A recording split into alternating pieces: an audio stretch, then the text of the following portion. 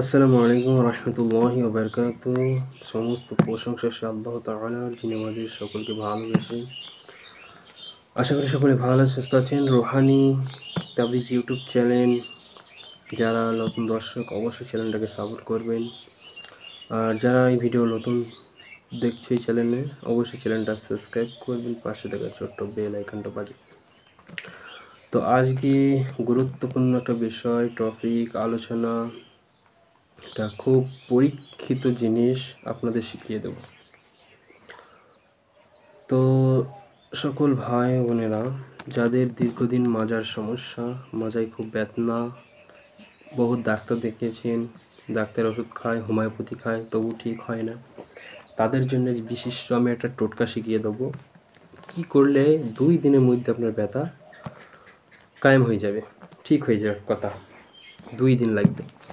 তো আজকে যে কিতাব থেকে আপনাদের এই তদবির দেবো, এটা যা তোমাদের কিতাব নয়, বিখ্যাত পুরাতন কিতাব এবং লজ্জাতুন নেশা কিতাব থেকে এই তদবিরটা দেবো, বহুত কিতাব। আচ্ছা, তো আজকে কি তদবির দেওয়া হবে আপনাদের, একটা গাছের নাম বলে দেবো এবং গাছের কতটা পাওয়ার সেই সম্পর্কে বলবো। তো আশা করি সকলে এই সমস্যায়, অনেকে এই সমস্যায়, সকল নয়, অনেকে এই সমস্যায় ভুগছেন, মাজায় ব্যথা, ডাক্তার দেখান, সমস্যা ঠিক হয়েছে না। ভিডিওটা যারা দেখবেন অবশ্যই মন দিয়ে দেখবেন, কি বলবো অবশ্যই শুনবেন। তো এই মাজায় ব্যথার জন্য অনেকের অনেক কাজ করতে সমস্যা হয়, ঝাড় দিতে সমস্যা মেয়েদের। তো ফাইনালি এই জন্য একটা টপিক নিয়ে আসলাম। তো মাজার ব্যথার জন্য আপনাদের যেটা করতে হবে, শনিবার অথবা মঙ্গলবারের দিন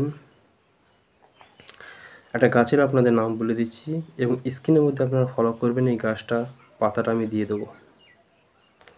তো গোয়াললতা যে একটা গাছ পাওয়া যায়, পাতাটা দিয়ে দেবো এই জন্য যেন গাছটাকে আপনি চিনতে পারেন, কিন্তু পাতার কোনো দরকার নাই, আমার দরকার গাছের শিকড়টা। গোয়াললতা যে গাছের শিকড় পাওয়া যায়, শনিবার অথবা মঙ্গলবারে গিয়ে ওই শিকড়টা আপনাকে এক নিঃশ্বাসে তুলতে হবে। খুব পাতলা গাছ, একবার টান দিলে উঠে পড়বে, জড়িয়ে থাকে, 7টা পাতা হয়। গোয়াললতা যে গাছের শিকড়টা শনিবার অথবা মঙ্গলবারে তুলিয়ে নিয়ে আপনার যে স্থানে ব্যথা, যদি কোমরে ব্যথা, মাজায় ব্যথা হয়, যদি মাজার উপরে হয়, কোমরে বেঁধে দেবেন।